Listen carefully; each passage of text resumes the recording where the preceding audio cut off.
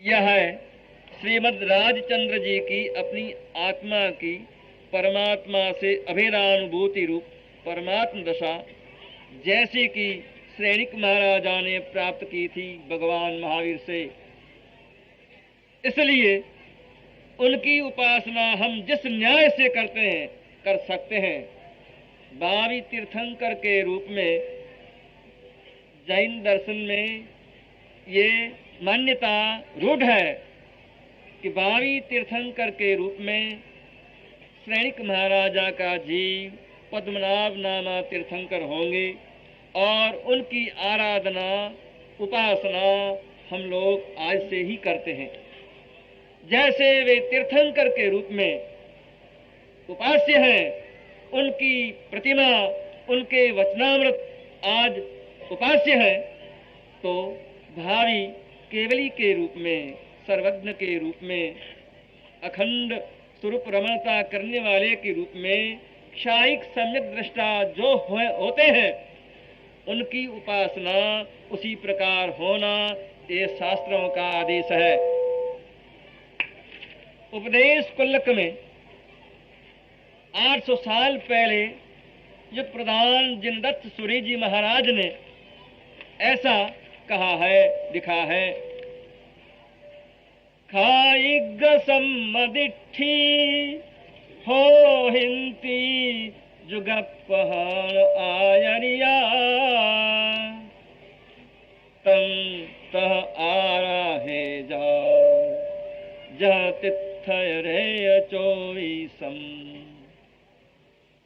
युग प्रधान पुरुष जो अपने समय में, अपने युग में अद्वितीय धार्मिक पुरुष हों, अनुभव श्रेणी के विषय में अद्वितीय हों और जिनके उपदेश में वह पुण्य प्रताप है कि सुनने वाले के हृदय में अपनी मोह दशा, मूर्छित दशा दूर हो जाए, ऐसे व्यक्ति विशेष अद्वितीय पुरुष, अद्वितीय धार्मिक पुरुष, युग प्रधान पुरुष कहलाते हैं अपने अपने समय के।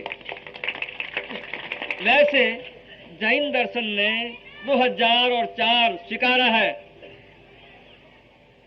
दुपस्स हो जासा हो हिंती जुगपहार आयरिया अज्ज सुहम पवी चौरहियो दुन्नियो ससा। आर्य सुधर्मा स्वामी से लगाकर या दुपस्सा साधु पर्यंत 2004 युग प्रधान पुरुष 21,000 वर्षों में होंगे, ऐसी जैन दर्शन की मान्यता है। वे अपने अपने समय में अद्वितीय धार्मिक पुरुष होंगे, आत्मज्ञान ज्योति प्राप्त कराने में समर्थ होंगे। उनकी आराधना उसी प्रकार होनी चाहिए जैसे कि 24 ही तीर्थंकरों की हुआ करती है। ये कथन यदि नजर के सामने रखें, याद रखो हमें प्यास लगी है और हमें ये आग्रह हो गया है कि क्षीर समुद्र का जल मिले तो ही पिए। ऐसा यदि आग्रह हम करेंगे तो संभव है, इस देह में ये शक्य नहीं है। ये देह छोड़ने के बाद यदि उस प्रकार का प्रारब्ध हो तो संभव है, अन्यथा असंभव है। पर प्यास को शांत करने के लिए एक छोटा सा कलश जल से, मीठे जल से भरा हुआ हो और वो निकट हो, यदि उसका हम पान करें तृप्त हो सकते हैं। ये तीर्थंकर आदि, ये संपूर्ण अवतारी पुरुष, पूर्णावतारी पुरुष भूतकाल में हो चुके हैं और वे क्षीर समुद्र थे। ये रामावतार, ये कृष्णावतार या ये अवतार पद्धति की बातें भी सामने रख करके और तीर्थंकर श्रेणी की बातें भी सामने रख करके यदि सोचते हैं तो भूतकाल में हो चुके। वर्तमान में मार्गदर्शक के रूप में हमें कोई प्रत्यक्ष आत्मदृष्टा पुरुष अनिवार्य है। आत्म साक्षात्कार के मार्ग में उन्हीं की अनिवार्यता है।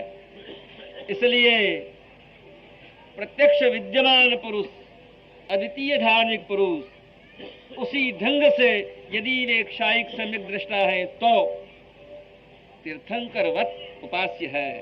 ऐसा जैन शास्त्रों का लक्ष्य है। ये भी विनय पूर्वक आपके सामने ये पेश करता हूं।